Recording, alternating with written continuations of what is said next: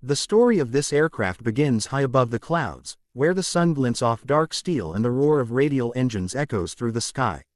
When the Germans first saw this machine coming at them, they had no idea what to call it.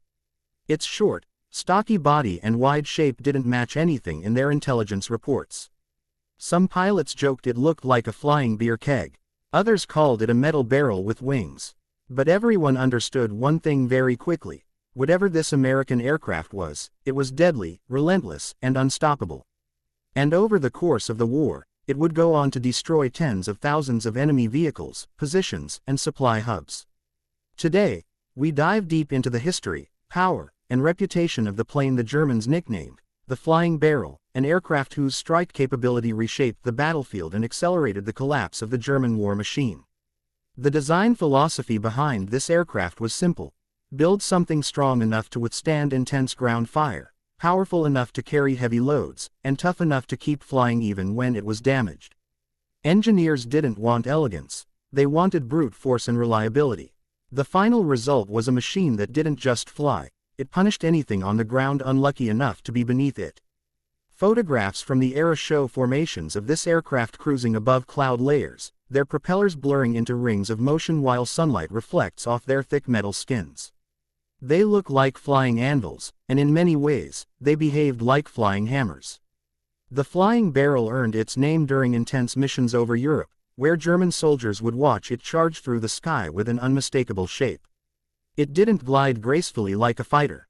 Instead, it stormed forward with pure muscle, shrugging off hits that would have destroyed lighter aircraft. German flak crews often complained that no matter how much they fired, these aircraft simply refused to go down. Pilots who flew it described it as a trustworthy warhorse, a machine that felt like it wanted to bring you home even if half the parts were damaged. Many pilots came back after missions with holes in the wings, shattered surfaces, and even missing chunks of metal, yet the aircraft still flew reliably. Its power came from a massive radial engine whose roar could be heard long before the aircraft appeared. The engine wasn't refined, but it didn't need to be. It was a raw mechanical beast that produced enough horsepower to lift heavy bomb loads while still giving pilots the speed they needed for strike missions. Inside the cockpit, controllers, dials, and gauges covered almost every surface. Pilots needed strength just to maneuver it, especially during low-altitude attack runs. But once mastered, the aircraft felt like an extension of the pilot's will. It could dive sharply, pull out of steep descents, and deliver precise firepower on enemy positions. What made it truly terrifying for German troops was its arsenal. It could carry bombs, rockets, and sometimes even torpedoes depending on its mission. But the weapon that soldiers feared most was its heavy machine guns.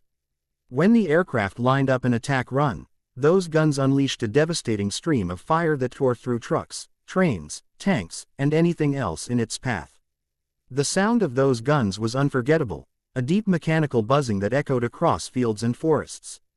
Many ground troops recalled hearing the distinctive engine first, then the sudden eruption of gunfire, and finally the explosive impacts as their positions were destroyed. One of the aircraft's most astonishing accomplishments was its destruction record.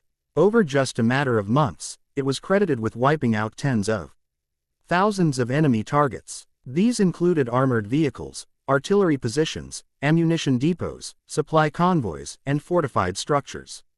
German logistics suffered heavily because of these relentless strikes.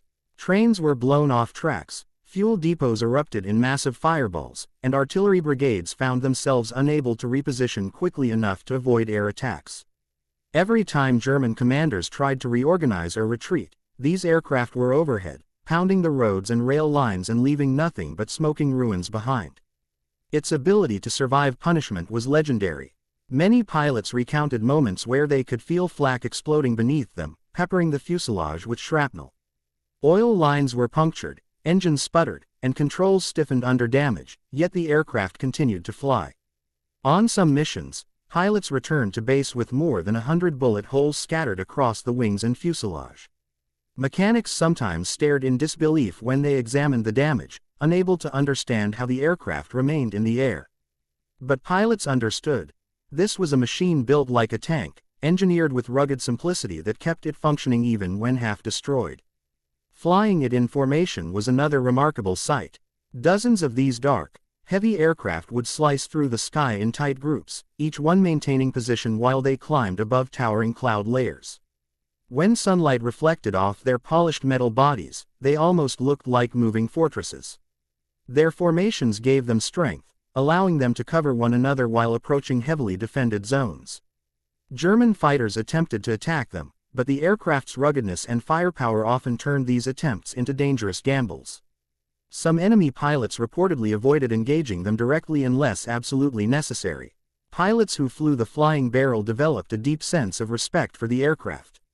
Many said it felt like the plane had a soul, a kind of stubborn determination that mirrored its crew.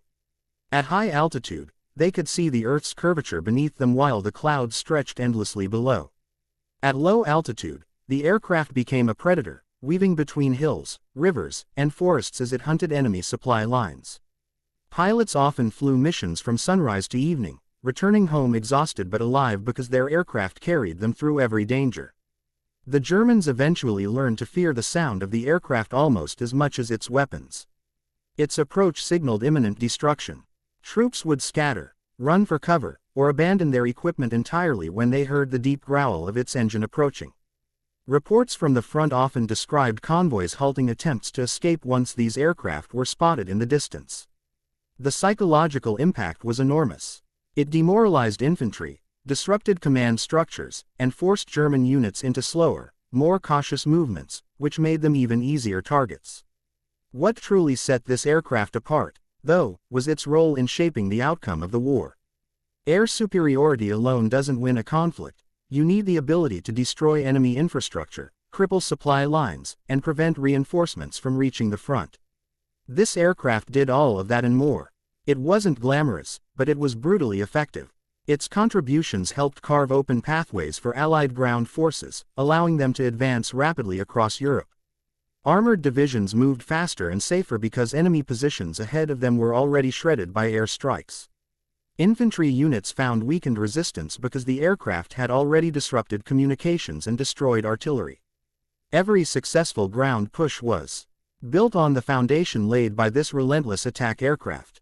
And while other aircraft of the era gained fame, sleek fighters, massive bombers, elegant twin-engine designs, the Flying Barrel earned respect through sheer performance. It never needed glamour or fame. Its reputation came from results. It was the aircraft that got the job done, no matter the odds, no matter the weather, no matter how dangerous the mission. Pilots trusted it with their lives, and armies depended on its destructive power to soften enemy defenses. In the final months of the war, as Germany's resources dwindled,